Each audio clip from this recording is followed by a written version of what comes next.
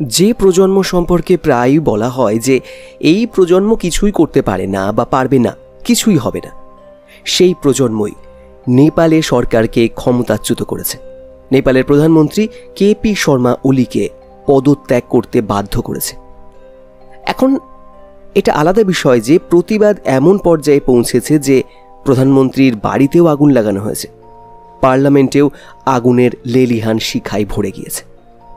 অর্থমন্ত্রীকে রাস্তায় টেনে এনে প্রতিবাদীরা জুতো দিয়ে মারধর করেছে এবং এই সবের মধ্যে প্রাক্তন প্রধানমন্ত্রীর স্ত্রীর একটি দুর্ভাগ্যজনক মৃত্যু হয়েছে যখন তার বাড়িতে আগুন লাগানো হয়েছিল। এই পরিস্থিতিতে প্রশ্ন ওঠে, এসব রাগের পেছনের কারণটা কি? শুধুমাত্র সোশ্যাল মিডিয়া নিষিদ্ধ করার কারণেই কি আমরা এই সব দেখছি? উত্তর হলো, বন্ধুরা, না, এর পেছনে কারণগুলো আরও গভীর এবং বড়। আসুন আজকের এই যন্তর মন্তর অডিও পডকাস্টে ব্যাপারটা বুঝে নিই। 8ই সেপ্টেম্বর 2025-এর কথা। নেপালের রাজধানীতে কাঠমান্ডুতে হাজার হাজার মানুষ প্রতিবাদের জন্য জড়ো হয়েছিল। এদের মধ্যে বেশিরভাগই 2025 সালের তরুণ, যাদের জেন জি বলা হয়। কেউ স্কুলের ইউনিফর্ম পরেছিল, কেউ কলেজের। এই প্রতিবাদটি হামি নেপাল নামে একটি এনজিও দ্বারা সংগঠিত হয়েছিল। প্রতিবাদকারীরা কাঠমান্ডুর মাঝখানে অবস্থিত একটি প্রতীকী স্মৃতিস্তম্ভ মাইরি ঘর মণ্ডল থেকে পার্লামেন্টের দিকে মিছিল করেছিল। এই মিছিল প্রায় সম্পূর্ণভাবে অহিংস এবং শান্তিপূর্ণ ছিল, কিন্তু সরকার পুলিশ মোতায়েন করে প্রতিবাদকারীদের থামানোর জন্য পুলিশ জল কামান, টিয়ার গ্যাস এবং রাবার বুলেট ব্যবহার করে। দেখতে দেখতে পুলিশ এবং প্রতিবাদকারীদের মধ্যে সংঘর্ষ শুরু হয়। কিছু প্রতিবাদকারী পার্লামেন্ট কমপ্লেক্সের ভেতর প্রবেশ করে, কিন্তু পুলিশ যা করে তা দেখে গোটা দেশ হতবাক হয়ে যায়। পুলিশ প্রতিবাদকারীদের ওপর সরাসরি গুলি চালায়, সরাসরি বুলেট দিয়ে। এতে কমপক্ষে 19 জন প্রতিবাদকারী নিহত হয়, 400-রও বেশি মানুষ আহত হয়। এগুলো রাবার বুলেট ছিল না, বরং আসল বুলেট ছিল। নিহতদের মধ্যে একজন 12 বছরের শিশুও ছিল। স্বাভাবিকভাবেই এমন স্বৈরাচার দেখে কেউ চুপ করে থাকতে চাইবে না। এই খবর ছড়িয়ে পড়তেই আরও মানুষ রাস্তায় নেমে আসে প্রতিবাদ করতে। প্রতিবাদকারীদের সংখ্যা বৃদ্ধি পায়। পুরো রাস্তা মানুষে ভরে যায়। সরকার নিয়ন্ত্রণ বজায় রাখার জন্য দুপুর 3:30-এ কারফিউ জারি করার চেষ্টা করে, কিন্তু তাতেও কিছু হয় না। প্রতিবাদ আরও বাড়তে থাকে। কাঠমান্ডু ছাড়াও পোখরা, বুটওয়াল, ভরতপুর এবং দমকের মতো শহরেও প্রতিবাদ শুরু হয়। এই প্রতিবাদের পেছনে যে কারণটি সবচেয়ে বেশি আলোচিত হয়েছে মিডিয়ায়, তা হলো নেপালের সোশ্যাল মিডিয়া অ্যাপগুলোর উপরে নিষেধাজ্ঞা। আসলে বন্ধুরা, এটি একটি কারণ হলেও এর চেয়ে অনেক বড় এবং গভীর কারণ রয়েছে, যেমন দুর্নীতি, সরকারের অপশাসন, ক্রমবর্ধমান বেকারত্ব এবং সরকারের বসা মন্ত্রীদের পক্ষপাতিত্ব। এগুলো নিয়ে আরও আলোচনা করব, কিন্তু প্রথমে সোশ্যাল মিডিয়ার বিষয়ে কথা বলি। 2023 সালের নভেম্বরে সোশ্যাল মিডিয়া কোম্পানিগুলোকে যোগাযোগ ও তথ্য প্রযুক্তি মন্ত্রণালয়ের কাছে বাধ্যতামূলক নিবন্ধন করতে এবং স্থানীয় উপস্থিতি প্রতিষ্ঠা করতে বলা হয়েছিল। নেপাল সরকার বলেছিল যে এটি ঘৃণামূলক বক্তব্য, মিথ্যা খবর, প্রতারণা এবং অন্যান্য অপরাধ রোধ করার জন্য প্রয়োজনীয়। এর জন্য সরকার 5টি পাবলিক নোটিশও জারি করেছিল, কিন্তু 5টি সোশ্যাল মিডিয়া প্ল্যাটফর্ম ছাড়া কোনো বড় প্ল্যাটফর্ম নিবন্ধন করেনি। যে কোম্পানিগুলো এখানে নথিভুক্ত করেছিল তাদের মধ্যে শুধুমাত্র একটি বড় নাম ছিল চীনের টিকটক। এদিকে নেপালের সুপ্রিম কোর্টও তার আদেশে সরকারকে নিবন্ধন না করা সোশ্যাল মিডিয়া প্ল্যাটফর্মগুলোকে নিষিদ্ধ করার অনুমতি দিয়েছিল। তারপর এই বছরে 28শে আগস্ট সরকার সোশ্যাল মিডিয়া প্ল্যাটফর্মগুলোকে বলে যে 3 সেপ্টেম্বরের মধ্যে নিজেদের নথিভুক্ত করতে হবে, নইলে নিষেধাজ্ঞা জারি হবে। কিন্তু বেশিরভাগ সোশ্যাল মিডিয়া কোম্পানি তা করেনি এবং এর ফলে 26টি সোশ্যাল মিডিয়া প্ল্যাটফর্ম দেশ থেকে নিষিদ্ধ হয়ে যায়। Facebook, Instagram, WhatsApp, YouTube, Snapchat এবং টুইটারের মতো প্রায় সব বড় সোশ্যাল মিডিয়া প্ল্যাটফর্ম এতে অন্তর্ভুক্ত ছিল, টিকটক ছাড়া। প্রতিবাদীদের দাবি সরকার এটি করেছে যাতে তারা সোশ্যাল মিডিয়া প্ল্যাটফর্মগুলোকে নিয়ন্ত্রণ করতে পারে এবং জনগণের কণ্ঠস্বর দমন করতে পারে। সোশ্যাল মিডিয়া অনেক ভিডিও ভাইরাল হচ্ছিল যা সরকারের দুর্নীতি এবং পক্ষপাতিত্বকে উন্মোচন করছিল। সরকারি মন্ত্রীদের পক্ষপাতিত্বের, সন্তানদের এবং তাদের বিলাসবহুল জীবনযাত্রা উন্মোচিত হচ্ছিল। আসলে নেপালের তরুণ জনগোষ্ঠীর মধ্যে দুর্নীতি, বেকারত্ব এবং অর্থনৈতিক অসমতা নিয়ে প্রচণ্ড ক্ষোভ রয়েছে। 2024 সালে নেপালে যুব বেকারত্বের হার ছিল 20.82%। ভাবুন, প্রতি 5 জন তরুণের মধ্যে একজন বেকার। এখানে নতুন চাকরি খুব কম সৃষ্টি হচ্ছে এবং মানুষকে চাকরি খুঁজতে অন্য দেশে পাড়ি দিতে হচ্ছে। পরিস্থিতি এতটাই খারাপ যে হাজার হাজার মানুষ শুধুমাত্র টাকার জন্য রাশিয়া ইউক্রেন যুদ্ধে লড়তে চলে গেছে। ঠিক শুনেছেন বন্ধুরা, 2024 সালের ফেব্রুয়ারি পর্যন্ত প্রায় 15,000-এরও বেশি নেপালি রাশিয়ান সেনাবাহিনীতে যোগ দিয়েছিল। এখানে এই মানুষদের কয়েক সপ্তাহের প্রশিক্ষণের পরই ফ্রন্ট লাইনে লড়তে পাঠানো হয়। এই কারণে রাশিয়া ইউক্রেন যুদ্ধে অনেক নেপালি নাগরিকও নিহত হয়েছে। মৃত্যুর ঝুঁকি থাকা সত্ত্বেও এই মানুষেরা রাশিয়ায় যায়, কারণ নেপালে তাদের জন্য চাকরির সুযোগ এত কম এবং রাশিয়া তাদের সেনাবাহিনীতে যোগ দেওয়ার জন্য লোভনীয় অফার দেয়। কিছু যোদ্ধার দাবি, তারা বোনাস এবং বেতন মিলিয়ে মাসে $4,000 উপার্জন করে, যা 5 লক্ষ নেপালি রুপিরও বেশি। এখন এই পরিস্থিতি দেখে যদি নেপালের রাজনীতিবিদরা একটু সহানুভূতি দেখাতেন, একটু সমবেদনা দেখাতেন, তাহলে হয়তো পরিস্থিতি এতটা খারাপ হতো না। কিন্তু ঘটল তার উল্টো। নেপালের রাজনীতিবিদদের সন্তানরা তাদের বিলাসবহুল জীবনযাত্রা প্রদর্শন করতে শুরু করল। নেপালি নেতাদের ছেলে মেয়ে এবং নাতি নাতনিরা কতটা আরামদায়ক জীবনযাপন করছে তা দেখানোর জন্য ছবি পোস্ট করতে শুরু করলো, যেমন তাদের বিদেশ ভ্রমণ, জমকালো পার্টি, বিলাসবহুল সামগ্রীর সংগ্রহ। সোশ্যাল মিডিয়ায় মানুষ এই বিড়ম্বনা দেখল এবং কণ্ঠস্বর তুলতে শুরু করল। নিপো কিডস হ্যাশট্যাগ ট্রেন্ড করতে শুরু করল। যখন সোশ্যাল মিডিয়া অ্যাপগুলোতে নিষেধাজ্ঞা আরোপ করা হলো, তখন নেপালি তরুণেরা টিকটককে এই ধরনের ভিডিও দিয়ে প্লাবিত করে দিল। এই ভিডিওগুলিতে একটি সাধারণ তুলনা দেখানো হয়েছিল সাধারণ নেপালিদের দৈনন্দিন জীবনের সমস্যা এবং রাজনীতিবিদদের সন্তানদের বিলাসবহুল জীবনযাত্রা।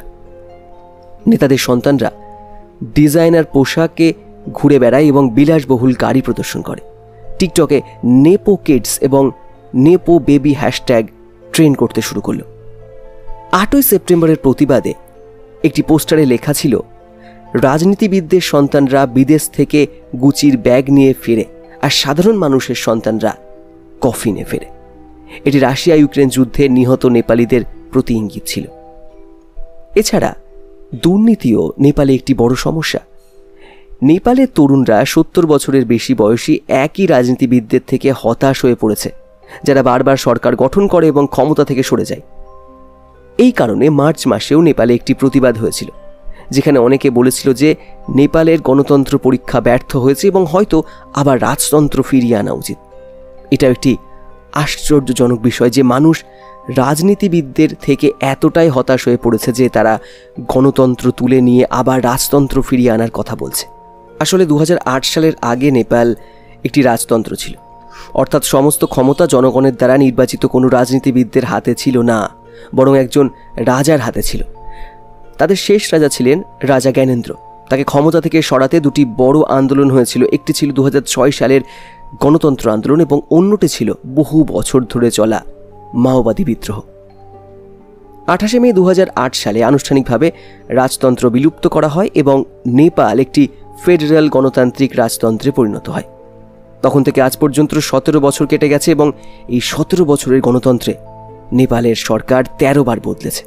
কখনো কেপি শর্মা ওলি প্রধানমন্ত্রী হন, কখনো পুষ্পকমল দাহাল, কখনো শের বাহাদুর দেওবা। এই 2-4 জন রাজনীতিবিদদের মধ্যে ক্ষমতা ঘুরপাক খায়, জোট গঠিত হয় এবং কয়েক মাস পরই ভেঙে যায়। নেপালে দুটি প্রধান রাজনৈতিক শক্তি রয়েছে, নেপালি কংগ্রেস এবং নেপালি কমিউনিস্ট। নেপালি কমিউনিস্টের দুটি প্রধান দল রয়েছে, কমিউনিস্ট পার্টি অফ নেপাল এবং কমিউনিস্ট পার্টি অফ নেপাল মাওবাদী।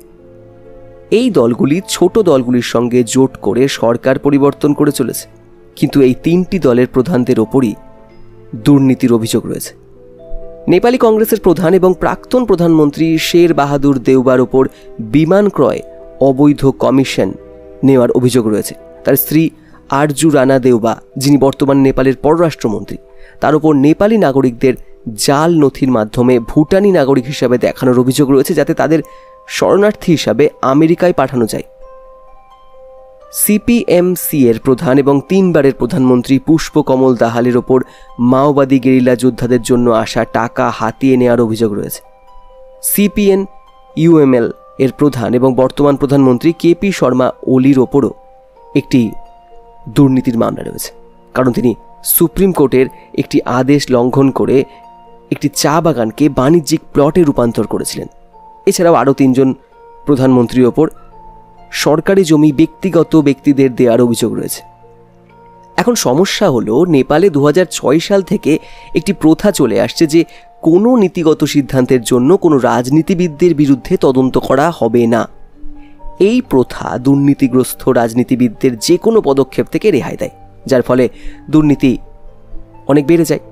এবং কল্পনা করুন বন্ধুরা, এই অসমতা, বেকারত্ব, দুর্নীতি এবং পক্ষপাতিত্বের মধ্যে যদি হঠাৎ সরকার সোশ্যাল মিডিয়ায় নিষেধাজ্ঞা আরোপ করে, তাহলে মানুষের মধ্যে যে হতাশা এবং রাগ ছিল তা পুরোপুরি টিপিং পয়েন্টে পৌঁছে গিয়েছিল এবং এই নিষেধাজ্ঞার পরে সেই রাগ পুরোপুরি বিস্ফারিত হয়ে গেল। আসলে সোশ্যাল মিডিয়া অ্যাপগুলোতে নিষেধাজ্ঞা আরোপ করায় নেপালে যে সামান্য কর্মসংস্থানের সুযোগ ছিল তাও বিপন্ন হয়ে পড়েছে। নেপালের অর্থনীতিতে পর্যটন একটি বড় ভূমিকা পালন করে, যা প্রচার ও বুকিংয়ের জন্য সোশ্যাল মিডিয়ার উপর অনেকটাই নির্ভরশীল। এই নিষেধাজ্ঞা পর্যটন শিল্পকে পুরোপুরি বিঘ্নিত করেছে। এছাড়া লাখ লাখ নেপালি পরিবারও ক্ষতিগ্রস্ত হয়েছে, যারা বিদেশে কর্মরত পরিবারের সদস্যদের সঙ্গে যোগাযোগের জন্য অনলাইন মেসেজিং অ্যাপ ব্যবহার করত। একটি অনুমান অনুযায়ী চাকরি এবং পড়াশোনার জন্য প্রায় 70 লক্ষেরও বেশি নেপালি বিদেশে থাকেন। এই বিষয়গুলো এই প্রতিবাদকে আরও উস্কে দিয়েছে এবং যখন মানুষ শান্তিপূর্ণভাবে রাস্তায় নেমেছিল প্রতিবাদ করতে, তখন নেপাল সরকার এমনভাবে প্রতিক্রিয়া দেখায় যেন তারা একটি স্বৈরাচারী সরকার। প্রতিবাদ করতেও দেওয়া হবে না, পুলিশ নামিয়ে তাদের ওপর গুলি চালানো শুরু হয়। সরকার তার নিষেধাজ্ঞাকে সমর্থন করার জন্য সেই পুরনো জাতীয়তাবাদের যুক্তি ব্যবহার করে, যে সরকারগুলো প্রায়শ তাদের বিরুদ্ধে সমালোচনা দমন করতে ব্যবহার করে। প্রধানমন্ত্রী বলেন তিনি বাইরের প্রভাবের বিরুদ্ধে এমন কিছু মেনে নেবেন না যা দেশকে দুর্বল করে, কিন্তু শেষ পর্যন্ত এই সরকারকে প্রতিবাদীকারীদের সামনে নতি স্বীকার করতে হয়। প্রথমে স্বরাষ্ট্রমন্ত্রী নৈতিক কারণে পদত্যাগ করেন এবং সোশ্যাল মিডিয়া অ্যাপগুলোর ওপর নিষেধাজ্ঞা তুলে নেওয়া হয়, কিন্তু তারপরও প্রতিবাদকারীরা শান্ত হয়নি। প্রধানমন্ত্রী এবং রাষ্ট্রপতির বাড়িতে আগুন লাগানো হয়, এমনকি বিরোধী দলের নেতার বাড়িতেও আগুন লাগানো হয়। সেনাবাহিনীকে হেলিকপ্টার ব্যবহার করে মন্ত্রী এবং কর্মকর্তাদের সরিয়ে নিতে হয়। অবশেষে 9 সেপ্টেম্বর দুপুর প্রায় 2টোয় প্রধানমন্ত্রী কেপি শর্মা ওলি পদত্যাগ করেন। বর্তমান পরিস্থিতি এমন যে আমি যখন এই অডিও পডকাস্ট বানাচ্ছি তখনও প্রতিবাদ থামেনি। পদ্ধতিগত সংস্কারের দাবি উঠেছে। নেপালের সেনাপ্রধান জাতির উদ্দেশ্যে বক্তব্য রেখেছেন এবং শান্তির আহ্বান জানিয়েছেন। নেপাল একটি জ্বলন্ত উদাহরণ বন্ধুরা, যে কি হয় যখন জনগণের কণ্ঠস্বরকে পুরোপুরি দমন করার চেষ্টা হয়, যখন দুর্নীতি, পক্ষপাতিত্ব এবং বেকারত্বের মতো প্রকৃত সমস্যাগুলোকে উপেক্ষা করা হয়। এটি বিশেষ সব সরকারের জন্য একটি শিক্ষা যে কখনো জনগণকে এতটা উপেক্ষা করবেন না যে পরিস্থিতি এমনভাবে খারাপ হয়ে যায়। কারণ আরেকটি বিষয় হলো, যদি পরিস্থিতি এতটা খারাপ হয়ে যায় তাহলে দেশে নিয়ন্ত্রণ ফিরিয়ে আনা খুবই কঠিন হতে পারে। এই প্রতিবাদের সুযোগ নিয়ে কিছু গণতন্ত্র বিরোধী গোষ্ঠী আবার রাজতন্ত্র ফিরিয়ে আনার কথা বলতে পারে, কিন্তু সেটি কি সঠিক পথ হবে? যে সমাধানই হবে তা গণতান্ত্রিক কাঠামোর ওপর হওয়া উচিত, এটা একটা ধারণা। কিন্তু আমি এখানে একটু অন্য মত পোষণ করছি। গণতন্ত্র তো ঠিক আছে, কিন্তু গণতান্ত্রিকভাবে আমরা দেখছি যে এক শ্রেণীর মানুষ তাদের শুধুমাত্র আখেরের লাভটার জন্য, তাদের সব কিছু ভালোর জন্যই তারা সেটাকে প্রশ্রয় দিচ্ছেন আর কি। মানুষকে বোকা বানিয়ে গণতন্ত্রের চাদরে মুখ ঢেকে দিয়ে তারা কিন্তু এই বিষয়টাকে উপভোগ করছেন এবং একটা লিডিং লাইফ লিড করছেন, লাক্সারি লাইফ লিড করছেন। এই ব্যাপারে আপনারা কমেন্ট বক্সে লিখবেন। আর আপনি কি চান যে সারা পৃথিবী জুড়ে যে পরিবর্তনগুলো ঘটছে, এবং সাম্প্রতিক সময় বাংলাদেশেও আমরা দেখলাম যে একটা পরিবর্তন ঘটলো ছাত্র আন্দোলনের মাধ্যমে আর কি, সেখানেও সরকার পরিবর্তন হলো, কিন্তু আসল সমস্যা, জনগণের সমস্যা কি পরিবর্তিত হয়েছে? সেটা কমেন্ট বক্সে লিখবেন। নেপালের ঘটনা, বাংলাদেশের ঘটনা, শ্রীলঙ্কার ঘটনা আমরা দেখেছি, আরব স্প্রিং দেখেছি, কিন্তু তারপরেও জনগণের অবস্থা কি, সাধারণ মানুষের অবস্থা কি? কেউ কি আছেন এরকম? কোনো রাজা কি এরকম আছে? সে আমি প্রাচীনকালে কথা বলতে মানে ইচ্ছা করছে আর কি, প্রাচীন কোনো রাজা যে দয়ার সাগর, যে শুধুমাত্র সাধারণ মানুষের কথা ভাবে, কারণ তাকে তো কিছু প্রমাণ করতে হবে না। ভারতবর্ষের ক্ষেত্রে আমরা অনেক প্রাচীন রাজাকে এরকম দেখেছি, যেমন সম্রাট অশোকের দ্বিতীয় স্টেজটা যখন তিনি বৌদ্ধ ধর্ম গ্রহণ করলেন এবং শান্তির বাণী ছড়িয়ে দিলেন, সম্রাট কনিষ্ক, চন্দ্রগুপ্ত মৌর্য, আরও হয়তো অনেকে আছেন নাম না জানা, এবং সারা দেশ বিদেশে এরকম রাজা কাহিনী আমরা শুনেছি। জানি না গণতন্ত্র কোন পথে নিয়ে যাচ্ছে, আমরা দুর্নীতিকে অতিক্রম করতে পারছি না, কারণ আমাদের একটা ছোট্ট চাহিদা, পরম চাহিদাকে ভর করে এগিয়ে যাচ্ছে, তার নাম লোভ, যার কোনো শেষ নেই, এবং ক্ষমতা। অজানাকে এভাবে জানতে থাকুন, অন্যরকম একটি অডিও পডকাস্ট। আশা করি আপনাদের ভালো লেগেছে। যদি আপনি থাকেন আর কি, মানে যদি এরকম কন্টেন্ট আপনার ভালো লাগে তাহলে সাবস্ক্রাইব করে পাশে রাখবেন, কারণ আগের যন্ত্রমন্ত্র চ্যানেলটি ডিলিট হয়ে গেছে। 2 লক্ষ সাবস্ক্রাইবার ছিল, প্রায় 2 লক্ষ সাবস্ক্রাইবার ছিল, এখন আমি মাত্র 300-400 পড়ে আছি। চলুন আজকে আমরা চেষ্টা করি যে এই ভিডিওটা, এই কথাগুলো আমরা পৌঁছে দেব সারা পৃথিবীর মানুষের কাছে, আপনার বন্ধুবান্ধবের মাধ্যমে, সোশ্যাল মিডিয়ার মাধ্যমে, এবং টার্গেট করি যে এই ভিডিওতে আমরা 100টা লাইক করব, মাত্র 100টা। অজানাকে জানতে থাকুন, ভালো থাকবেন, ভাবতে থাকুন। ধন্যবাদ।